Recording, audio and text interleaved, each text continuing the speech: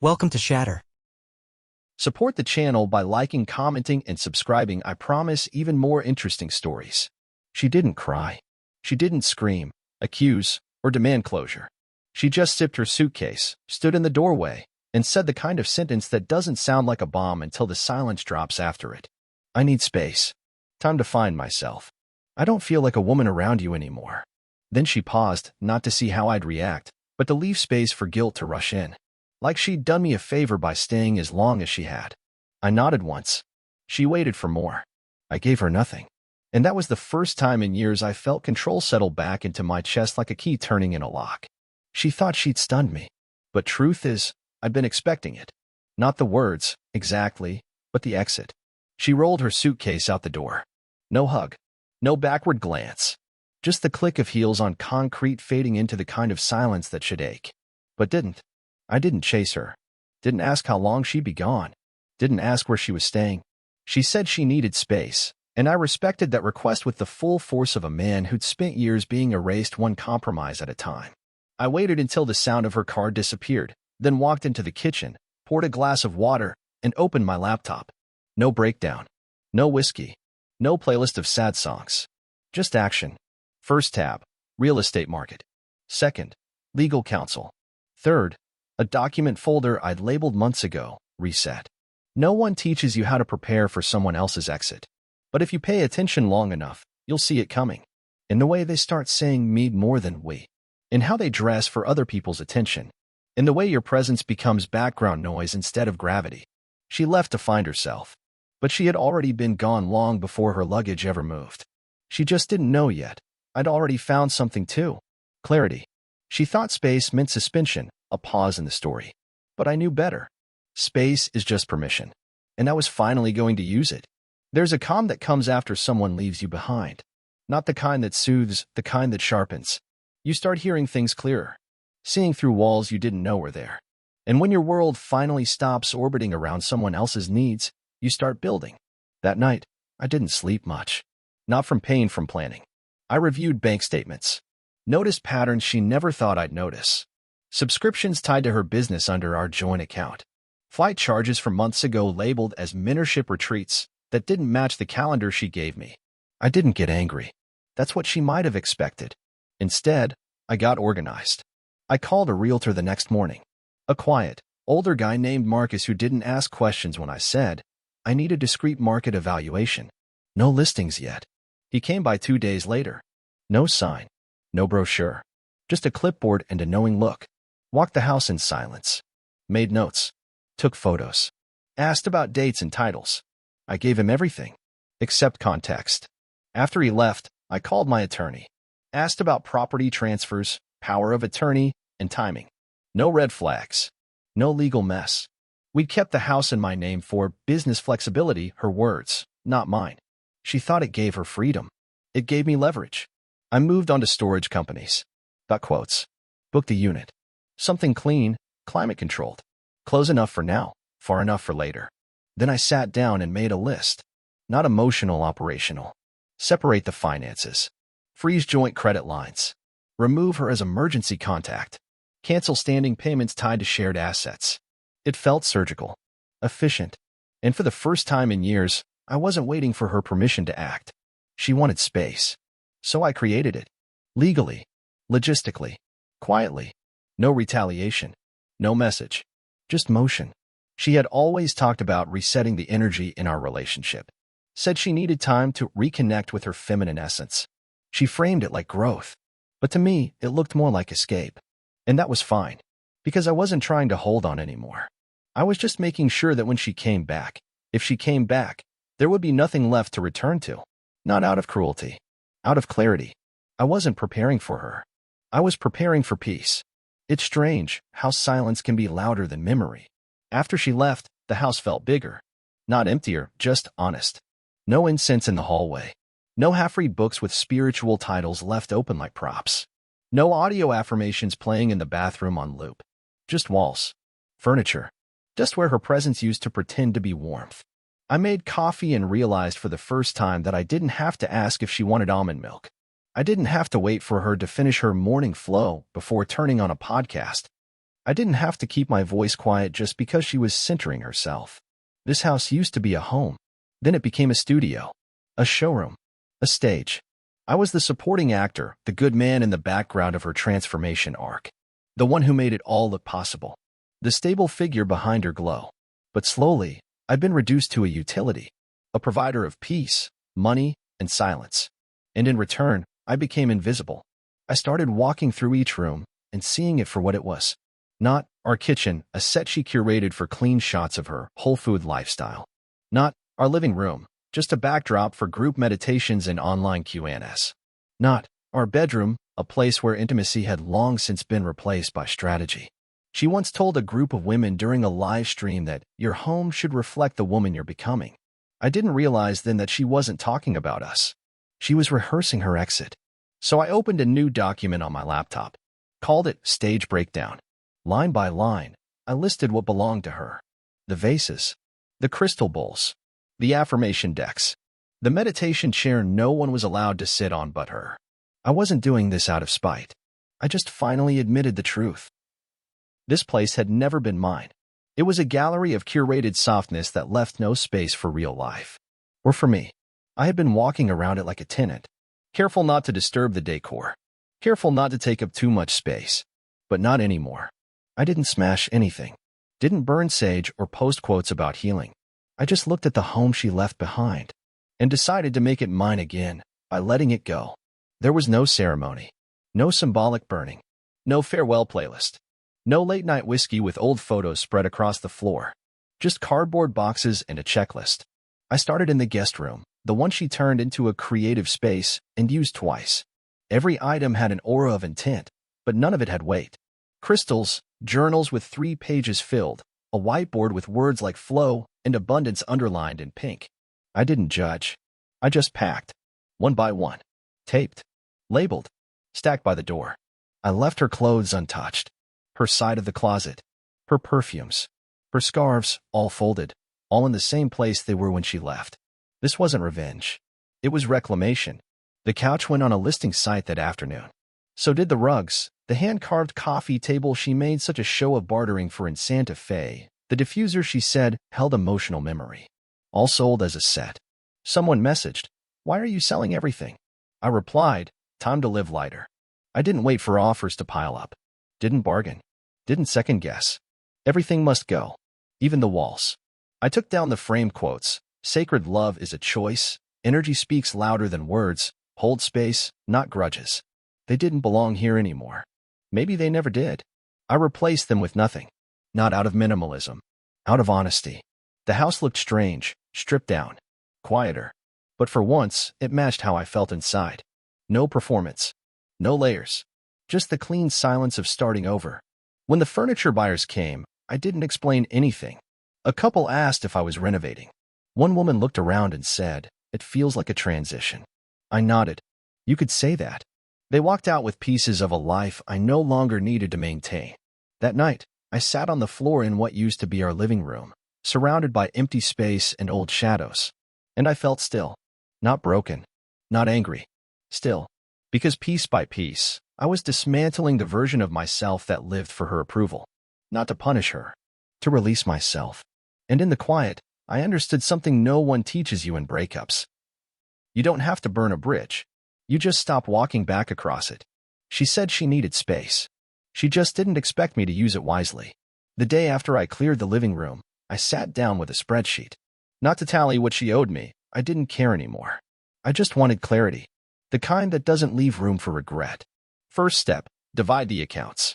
I moved my salary into a new bank. Shifted investments into a personal portfolio. Redirected all auto payments to cards with only my name on them. One by one, I removed her from anything with shared access. No notifications went out. No alerts. Just clean lines drawn in digital ink. Next, assets. The house was already mine on paper, her idea, back when she was building her brand and didn't want legal complexity. Now, that detail was gold. All I had to do was protect it. I froze the joint savings. Moved half to a holding account. Documented everything. Had my lawyer review it. Nothing aggressive. Just final. I knew she wasn't checking. She was too busy finding herself at some coastal retreat that looked more like a curated photo shoot than a spiritual reset. I saw the posts, white robes, ocean sunsets, captions like, "Sometimes we lose ourselves in someone else's dream." I didn't like them, but I didn't care either. Let her talk about healing. I was focused on strategy. By the end of the week, the picture was clear. I had untied every knot, left no back doors. If she came back tomorrow, she'd walk into a life that no longer recognized her signature. She used to tell me that real men don't run. She was right. I wasn't running. I was rewriting. Without bitterness. Without explanations. She walked out with the idea that time apart would give her clarity. That I'd wait, confused, questioning my value. That her absence would create longing. Instead, it created order. She thought space was a pause button. I made it a filter, and everything that wasn't built to last vanished. There's power in precision, in not having to yell, in moving your entire life out from under someone quietly while they're still looking back at you like you're standing still. But I wasn't standing. I was preparing to disappear the right way. And when she finally turned around, she'd realized the ground was already gone. By the time the sale closed, I felt nothing. No fear, no hesitation, no sense of loss, just confirmation. The house sold in silence. Marcus handled everything, walkthroughs, paperwork, escrow. I kept it quiet. No signs, no showings when neighbors could watch. It was a private listing, and I accepted the first serious offer. All cash. Fast close. No questions. The buyer was younger. A tech guy. Newly divorced. When we shook hands, he said, "This place feels like a reset." I didn't laugh. Just nodded. "You're right." We signed the documents on a Tuesday. By Thursday morning, I handed over the keys. Clean handoff. No mess, no drama. The kind of closure most people beg for and never get. I didn't leave a note. Didn't leave her anything, actually, except a locked door and a deed that no longer had my name attached to her memory. She still hadn't called. Still hadn't asked when I'd be home. Maybe she thought time would soften the air between us.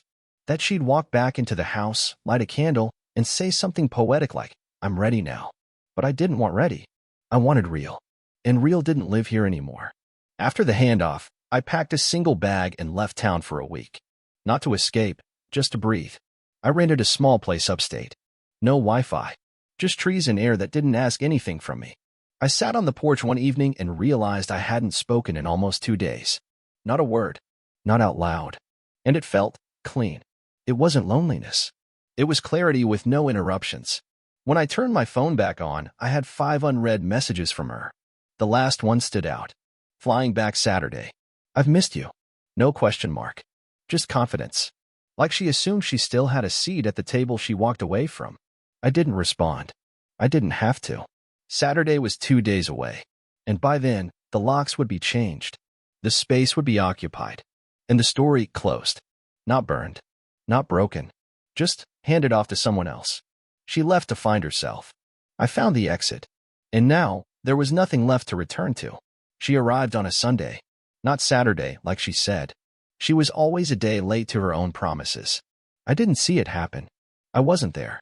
But I imagined it clearly. The car pulling into the driveway. The moment she reached for the keypad, typing in the old code, only to find it changed. The pause. The double take. The creeping realization. Then, the knock on the door she once walked through without thinking. But no answer. Because the door no longer belonged to her. She texted, "I think something's wrong. I'm outside. Where are you?" I was 300 miles away. On a trail. Breathing air that didn't carry her name anymore. She tried calling. Once. Then again. Finally, a voicemail. "Hey. I don't know what's going on, but I'm here. I just got back. Can you please call me? This is really confusing." There was a time that voice would have made me soften. But not now. Now, I could hear everything between the words. Entitlement. Assumption. A quiet panic swelling under a calm tone. She waited until nightfall. I know this because around 9:30 p.m., she messaged again. "There's a family inside. They said they bought the place. Tell me this isn't real." And then, "How could you do this without telling me?" That one made me pause. As if I owed her an explanation for an absence she orchestrated. She left. I just filled the space. She didn't ask what I needed when she walked out to find herself. She didn't check if I'd be okay. She assumed I'd be there. On pause. Waiting. But the truth is, men like me don't wait. We observe. We adjust. And when the moment is right, we move. Quietly. Cleanly. Completely. Her last message that night came at 11:14 p.m. You blindsided me. This is cruel. I didn't reply. Because cruelty isn't when you stop waiting. Cruelty is expecting someone to hold the door for you after you've walked out without looking back. She left thinking time would hold her place. But time doesn't pause. And neither did I. She wanted space. Now she had it. Empty. Legal. Permanent. By Monday morning, the messages changed tone. The calm was gone. The confusion replaced by anger. You sold our house without telling me? You're legally exposed. You know that? This is insane. I'm calling a lawyer. I didn't answer. There was nothing to argue. She wasn't on the deed. She wasn't on the mortgage. She'd never wanted to be, said it was cleaner that way. It was. Especially now. She called again that afternoon. I let it ring. Then came the voice message, no softness this time. You think this makes you strong? It makes you petty. You could have just waited. Given me time. Time. Like I owed her the courtesy of standing still while she went on a journey without me, only to return when it suited her. She left me in silence. So I returned the gesture. That night, I posted a single photo. No caption. Just a new view from a new porch. A place with no ghosts, no performance, no trace of her echo. She saw it. I know, because an hour later came the last message I'd received that week. You always wanted control. Congratulations. You're finally alone. And she was right about one part. I did want control. Not over her. Over my own peace. And I had it now. Because she couldn't reach me. Not emotionally. Not legally. Not even digitally. I muted every thread. Archived the past. The next day, mutual friends started texting. Some confused. Some neutral. One or two quietly supportive. But I didn't explain. I didn't justify. I wasn't writing a narrative. I was closing one. She, on the other hand, began her campaign. Posted a black and white selfie with the caption. Sometimes, the people who say they love you most leave the deepest scars. Hundreds of likes. Dozens of comments. Sympathy. Praise. Echo chambers of self-love. Let her have them. I didn't need to compete with noise. Because here's the thing. You don't win by replying louder. You win by becoming unreachable. And while she spiraled in public, I sat in quiet, in stillness, in a life no longer shared and no longer stolen. She thought silence was weakness, but I knew better. Silence isn't surrender. It's a sentence. The first cracks in her story didn't come from me. They came from the people who used to echo her every word. At first, they believed the version she offered, the poetic loss, the vague heartbreak, the victimhood cloaked in spiritual phrases. She posted about betrayal without naming names, about letting go of illusions, about rebuilding after emotional erasure. It was calculated. A curated fall. But the truth doesn't stay buried. Especially not when the internet remembers everything. Old mutuals started asking quiet questions. Not to me, to each other. Wait, wasn't the house in his name? Didn't she leave first? I thought she said they were consciously uncoupling, not whatever this is. The comments shifted. Slowly. What began as sympathy became side eyes. Under one post where she posed in a white dress, someone wrote, "How much space did you need to find yourself before the furniture disappeared?" It got deleted in minutes, but not before others saw it. Screenshots started circulating in private circles. Women she once mentored unfollowed her. A brand she partnered with removed her from a campaign. A podcast appearance she teased never aired. Because reputations built on image collapse when the backstage story leaks. She had crafted a persona graceful, wise, centered. But now she looked rattled. Not because I said anything. I hadn't spoken a word. And that's what made it worse for her. Because people expect men like me to lash out. To post. To rant. To smear. But I did none of that. I just vanished with precision. And in that vacuum, her version unraveled. She messaged again. I don't know what you've been saying, but people are turning on me. I stared at the screen. Then replied for the first time in weeks.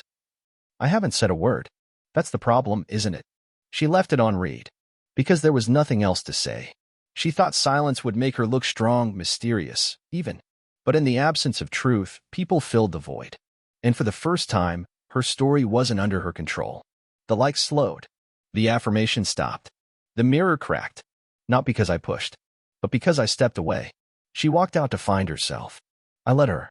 And now, What she's finding isn't self-love. It's accountability. I never blocked her. People assume that silence requires walls, restrictions, a digital shutdown.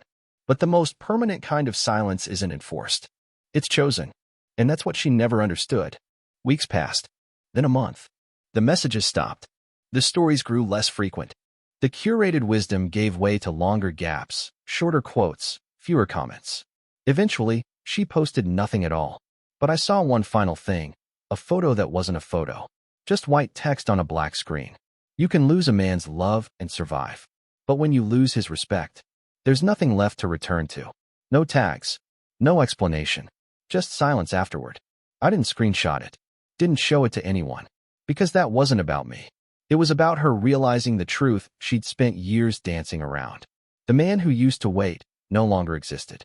And there's no applause for walking back into a theater after the lights are off and the stage has been cleared. I live in a different place now. It's smaller, quieter. There's no talk of energy fields. No vision boards. Just clean counters, real food, and peace that doesn't demand an audience.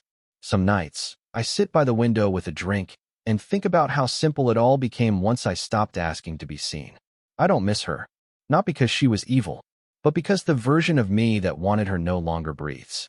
I've changed my number, opened a new account, started new routines, built not around holding space, but holding standards.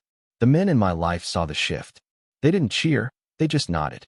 Because real men don't need a parade when they take their power back. She left thinking she was starting a journey. But I was the one who arrived somewhere. And I didn't need to find myself. I just needed to remember that I was never lost. The last words I'll ever give her live only in my mind. But if she asked why I never looked back, it would be this. You left thinking you'd find yourself. But all I found was who I'd stopped being long before you walked away. Yours. No signature. No call back. No postscript. Just a full stop. And a life that no longer includes her name. Real men don't explode. They exit. Subscribe for more power stories.